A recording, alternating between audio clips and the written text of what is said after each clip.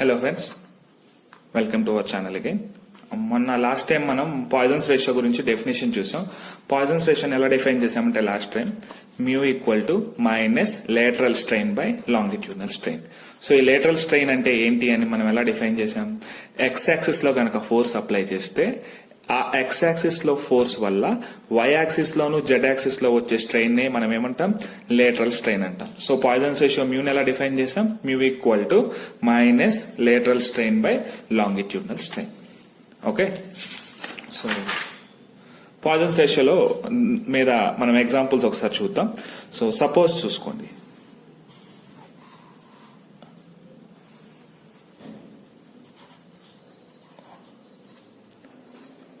Suppose ఒక body ఇచ్చారు. Let's say దాని క్రాస్ సెక్షన్ వచ్చేసి ABCD. Okay, so X axis it side అనుకుందాం, వై యాక్సిస్ ఇట్ సైడ్ అనుకుంటే, సపోజ్ నేను ఎక్స్ యాక్సిస్ లో సిబి అనే దాని మీద ఎఫ్ అనే ఫోర్స్ అప్లై చేశాను. ఓకే, సో ఎక్స్ యాక్సిస్ లో స్ట్రెయిన్ ఎంత అవుతుంది? Strain in X axis, strain ని మనం ఎప్సిలాన్ తో మెన్షన్ చేస్తాం కాబట్టి ఎప్సిలాన్ ఎక్స్ ఈక్వల్ టు ఏమవుతుంది? Change in length by initial length. Or from Hooke's law మనం ఏం చెప్తుంది? Stress is proportional to Young's modulus into strain. So ఈ ప్రిన్సిపల్ యూజ్ చేసుకుంటే స్ట్రెయిన్ ఎలా రాసుకోవచ్చు? Stress by Young's modulus. So ఈ concept ని వాడుకుంటే ఎప్సిలాన్ ఎక్స్ ఈక్వల్ టు ఏమవుతుంది? స్ట్రెస్ లెట్స్ సే స్ట్రెస్ ని సిగ్మా ఎక్స్ అనుకుందాం, సిగ్మా ఎక్స్ బై ఈ అనమాట. ఓకే, సో ఇక్కడ సిగ్మా ఎక్స్ వచ్చేసి ఏమవుతుంది? F by area of cross section. Let's say ఈ యూనిట్ డైరెక్షన్ లో విత్ వచ్చేసి 1 అని అనుకుంటే ఏమవుతుంది? ఎఫ్ బై బీసీ ఇంటూ 1 అవుతుంది. సో ఇది ప్రిటీ సింపుల్, మనకి ఇది ఇందులో డౌట్ ఏమి ఉండదు అన్నట్టు. మనకి ఎక్కడ వస్తుంది అని అంటే ఎప్పుడంటే ప్రాబ్లం, ఇప్పుడు చూడండి, ఈ ఎక్స్ యాక్సిస్ లో ఎఫ్ వల్ల వై యాక్సిస్ లో కూడా స్ట్రెయిన్ వస్తుంది. సో ఆ వై యాక్సిస్ లో స్ట్రెయిన్ ఎంత అని అంటే, సో మనం అనుకున్నాం పాయిజన్స్ రేషియోని మ్యూని ఎలా డిఫైన్ చేసాం? Minus of lateral strain by longitudinal strain. Okay, so mu equal to ఏమవుతుంది? ఇప్పుడు ఎక్స్ యాక్సిస్ లో మనకి మెయిన్ గా ఫోర్స్ అప్లై చేశాం కాబట్టి వై యాక్సిస్ లో ఉండే స్ట్రెయిన్ ఏమవుతుంది మనకి? Lateral strain. So minus of, so let's say Y axis లో ఉండే స్ట్రెయిన్ ని ఎప్సిలాన్ వై అనుకుంటే బై లాంగిట్యూడినల్ స్ట్రెయిన్ ఎంత? Epsilon X. So epsilon Y equal to ఏమవుతుంది? మైనస్ క్రాస్ మల్టిప్లై చేయండి, mu into epsilon X. Okay, suppose అదే ఇది ఈ ఆబ్జెక్ట్ కి జెడ్ డైరెక్షన్ కూడా ఉందనుకుంటే ఎప్సిలాన్ జెడ్ ఏమవుతుంది? Minus mu into epsilon Y, or sorry mu into epsilon X అన్నమాట. ఓకేనా? సో ఇక్కడ దాకా క్లారిటీగానే ఉంది కదా. సో నెక్స్ట్ చూద్దాం. సపోజ్ ఇప్పుడు ఏంటి, మనం బాడీ మీద టూ డైరెక్షన్ లో ఫోర్సెస్ అప్లై చేద్దాం. అంటే ఇందాక మనం చూసుకుంటే ఓన్లీ ఎక్స్ యాక్సిస్ లో ఫోర్స్ అప్లై చేసాం. ఇప్పుడు ఏం చేద్దాం, మనం వై యాక్సిస్ లో కూడా ఫోర్స్ అప్లై చేద్దాం. సో ఎక్స్ యాక్సిస్ లో ఫోర్స్ వచ్చేసి ఎఫ్ఎక్స్ అనుకుందాం, వై యాక్సిస్ లో ఫోర్స్ వచ్చేసి ఎఫ్వై అనుకుందాం. ఓకే, ఆర్ లేకపోతే ఏమనుకుందాం అంటే డైరెక్ట్ గా స్ట్రెసెస్ తీసుకుందాం. ఏ బి సి డి తీసుకుంటే ఎక్స్ యాక్సిస్ లో వచ్చేసి స్ట్రెస్ వచ్చేసి సిగ్మా ఎక్స్ అనుకుందాం, వై యాక్సిస్ లో స్ట్రెస్ వచ్చేసి సిగ్మా వై అనుకుందాం. ఓకే, సో ఇప్పుడు మనం ఫైండ్ చేయాల్సింది ఏంటి అని అంటే ఎక్స్ యాక్సిస్ లో స్ట్రెయిన్ ఎంత. So we need to find strain in X axis. Okay, so sigma X అనేది ఎక్స్ యాక్సిస్ లో యాక్ట్ అవుతుంది కాబట్టి డైరెక్ట్ గా దీని వల్ల మనకి ఎంత స్ట్రెయిన్ వస్తుంది అని అంటే స్ట్రెస్ బై యంగ్స్ మాడ్యులస్ వేసుకుంటే స్ట్రెయిన్ వస్తుంది. ఓకే, దీంతో పాటు ఏమవుతుందంటే ఒకసారి అబ్జర్వ్ చేయండి, సిగ్మా వైలో ఏమవుతుంది? వై డైరెక్షన్ లో మీరు ఎలాంగేట్ అవుతుంది. సో వై డైరెక్షన్ లో ఎలాంగేట్ అవటం వల్ల ఏమవుతుంది? ఎక్స్ డైరెక్షన్ లో కంప్రెషన్ వస్తుంది. సో అది ఎలా ఫైండ్ చేస్తాము? సపోజ్ ఇప్పుడు వై డైరెక్షన్ లో స్ట్రెస్ వల్ల వై డైరెక్షన్ లో స్ట్రెస్ అప్లై చేస్తాం వల్ల ఎక్స్ డైరెక్షన్ దానికి ఏమవుతుంది? లేటరల్ అవుతుంది కాబట్టి సో ఏమవుతుంది? Minus mu into sigma Y by epsilon E. ఈ mu into sigma Y epsilon E ఎలా వచ్చింది? సేమ్ మనం పాయిజన్స్ రేషియో ప్రకారం వాడాము. ఎట్లా పాయిజన్స్ రేషియో ప్రకారం ఎట్లా వాడాము అని అంటే ఇక్కడ చూడండి, మ్యూ ఈక్వల్ టు ఇప్పుడు ఏమవుతుంది? మనకి వై డైరెక్షన్ లో స్ట్రెస్ ఉంది కాబట్టి వై డైరెక్షన్ వల్ల అది ఎప్సిలాన్ వై అవుతుంది. ఇది మనకి ఎప్సిలాన్ ఎక్స్ అవుతుంది. So epsilon X equal to ఏమవుతుంది, minus mu into epsilon Y. So epsilon Y అంటే ఎంత, sigma Y by E. So ఈ ప్రిన్సిపల్ ప్రకారం మనకి టోటల్ ఎక్స్ డైరెక్షన్ లో స్ట్రెయిన్ ఎంత, epsilon X by sigma X by E minus mu into sigma Y by E. Same principle ప్రకారం same logic apply చేసి epsilon Y direction లో strain ఎంత అవుతుంది అని అంటే, వై డైరెక్షన్ లో స్ట్రెస్ ఉంది కాబట్టి వై డైరెక్షన్ లో స్ట్రెస్ బై ఈ వేసుకోవచ్చు.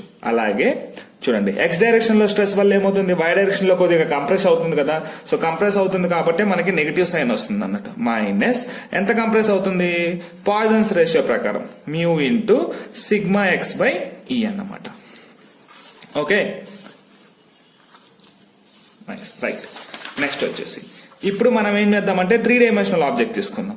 సో మనకి ఎక్స్ వై జెడ్ ఉంటుంది. సో ఒక్కొక్క డైరెక్షన్ లో ఒక్కొక్క స్ట్రెస్ అన్నట్టు. అంటే ఎక్స్ డైరెక్షన్ లో సిగ్మా ఎక్స్ అనుకుందాం, వై డైరెక్షన్ లో సిగ్మా వై అనుకుందాం, జెడ్ డైరెక్షన్ లో సిగ్మా జెడ్ అనుకుందాం. So sigma X, sigma why and let's say sigma Z.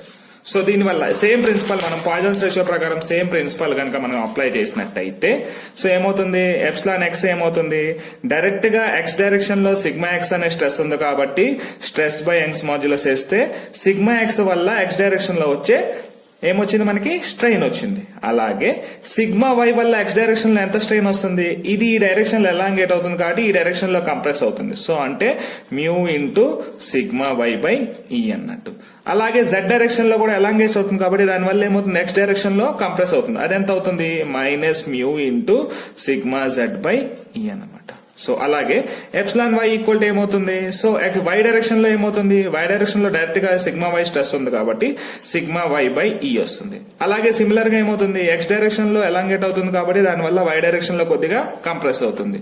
So minus sigma Y by E minus mu into sigma X by E. ఇది కూడా అదే principal తో రాసాం. ఎట్లా, ఎక్స్ డైరెక్షన్ లో ఎలాంగేట్ అవుతుంది కాబట్టి దీనివల్ల వై డైరెక్షన్ లో ఏమవుతుంది, కంప్రెస్ అవుతుంది. ఓకే, సారీ ఇక్కడ మనం sigma Y by sigma Z వస్తుంది. ఓకే, అలాగే ఎప్సిలాన్ జెడ్ ఏమవుతుంది, ఒకసారి చూడండి, సేమ్ ప్రిన్సిపల్ అప్లై చేసి ఒకసారి చూస్తే ఏమవుతుంది, జెడ్ డైరెక్షన్ లో డైరెక్ట్ గా సిగ్మా జెడ్ అనే స్ట్రెస్ ఉంది కాబట్టి సిగ్మా జెడ్ బై ఈ వస్తుంది. అలాగే ఎక్స్ డైరెక్షన్ లో ఎలాంగేట్ అవడం వల్ల వై డైరెక్షన్ లో దీని వల్ల కంప్రెస్ అవుతుంది కాబట్టి minus mu into sigma X by ఈ. అలాగే minus mu into sigma Y by ఈ అన్నమాట. ఓకే, సో మనం వీటిల్నే బల్క్ స్ట్రెసెస్ అంటాం. బల్క్ అంటే మీనింగ్ ఏం లేదు, సో అన్ని డైరెక్షన్స్ లో స్ట్రెసెస్ అప్లై చేస్తాం కాబట్టి దాన్ని బల్క్ అంటాం. బల్క్ అంటే మామూలుగా ఇంగ్లీష్ లో కూడా మీనింగ్ అనే కదా, చాలా అన్నట్టు. సో ఆ ప్రిన్సిపల్ ప్రకారం ఇది అన్నట్టు. ఓకే, ఇక్కడ దాకా క్లారిటీగా ఉంది కదా. నెక్స్ట్ వచ్చేసి మనం వాల్యూమెట్రిక్ స్ట్రెయిన్ అనే దాన్ని చూద్దాం. వాల్యూమెట్రిక్ స్ట్రెయిన్ అనే కాన్సెప్ట్ చూద్దాం.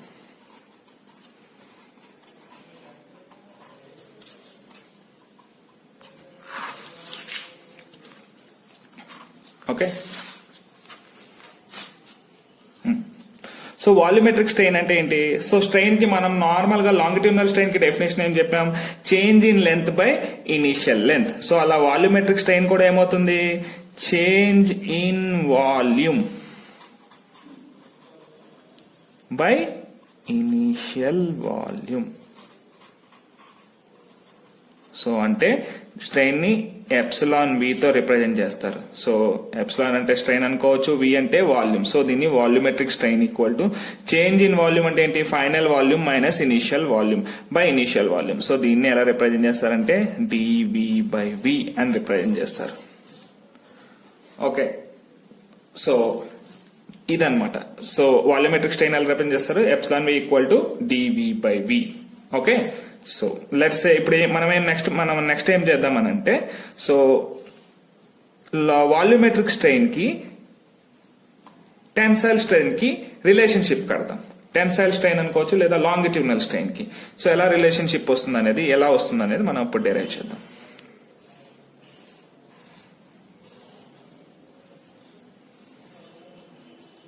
ఓకే, సో ఒక క్యూబాయిడ్ తీసుకోండి. క్యూబాయిడ్ ప్రాపర్టీస్ ఏంటి?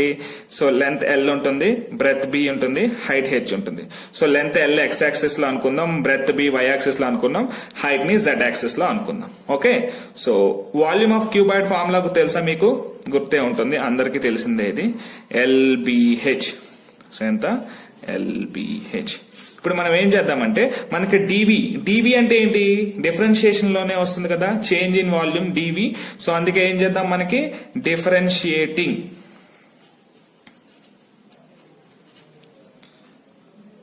ఆన్ బోత్ సైడ్స్ చేస్తే ఏమొస్తుంది చూడండి, డివి ఈక్వల్ టు ఏమొస్తుంది, యువి ప్రిన్సిపల్, యువి రూల్ తెలుసు కదా, యువి ఏమవుతుంది, U into V dash plus V into V dash. అలాగే LB into DH plus LH into DB plus BH into DL. కానీ మనకి ఇక్కడ వాల్యూమెట్రిక్ స్ట్రెయిన్ కావాలంటే ఏంటి? డివి బై వి కావాలి.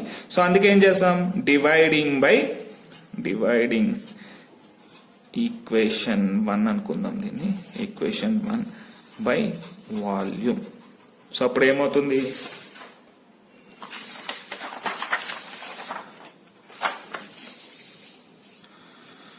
So DV by V equal to, ఒకసారి ఇక్కడ చూడండి, LBDH. So LBDH plus LHDB plus BHDL by volume. కానీ వాల్యూమ్ అంటే ఏమనుకున్నాం మనం? ఎల్బిహెచ్ కాబట్టి రైట్ సైడ్ సబ్స్టిట్యూట్ చేయండి. So LBDH by LBH plus LHDB by LBH plus BHDL by LBH అన్నది. సో ఇప్పుడు ఏమవుతుంది, DV by V equal to, ఇక్కడ ఎల్బి క్యాన్సిల్ అయ్యి డిహెచ్ బై హెచ్ ప్లస్ ఇదేమవుతుంది, డిబి బై బి ప్లస్ ఇదేమవుతుంది, DL by L. Okay, so దీన్ని ఎలా రాసుకోవచ్చు, DV by V equal to DL by L plus DB by B plus DH by H అన్నమాట. So దీన్ని ఎలా రాసుకోవచ్చు అని అంటే epsilon B equal to, suppose మనం ఏమనుకున్నాం, ఎల్ ని ఎక్స్ యాక్సిస్ లో అనుకుందాం, బ్రెత్ ని వై యాక్సిస్ లో, హైట్ ని జెడ్ యాక్సిస్ అనుకుంటే డిఎల్ బై ఎల్ అనేది ఏంటి, strain in X axis. So epsilon X plus DB by B strain in Y axis, epsilon Y plus epsilon Z. So ఇది అనమాట రిలేషన్షిప్ మనకి. So మనకి ఎప్పుడైనా వాల్యూమెట్రిక్ స్ట్రెయిన్ రిలేషన్షిప్ కావాలి అని అంటే, సో వాల్యూమెట్రిక్ స్ట్రెయిన్ క్యాలిక్యులేట్ చేయాలి అని అంటే మనకేంటి, ఎక్స్ యాక్సిస్ లో, వై యాక్సిస్ లో, జెడ్ యాక్సిస్ లో స్ట్రెయిన్స్ తెలిస్తే ఆ మూడు యాడ్ చేస్తే మనకి ఏమొస్తుంది, వాల్యూమెట్రిక్ స్ట్రెయిన్ వస్తుంది అనమాట.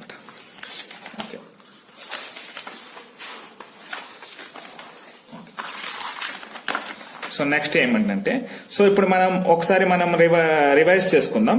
బల్క్ మాడ్యులస్ అని కూడా మనం డిస్క్రైబ్ చేసుకున్నాం, గుర్తుండే ఉంటుంది ఫస్ట్ వీడియోలో.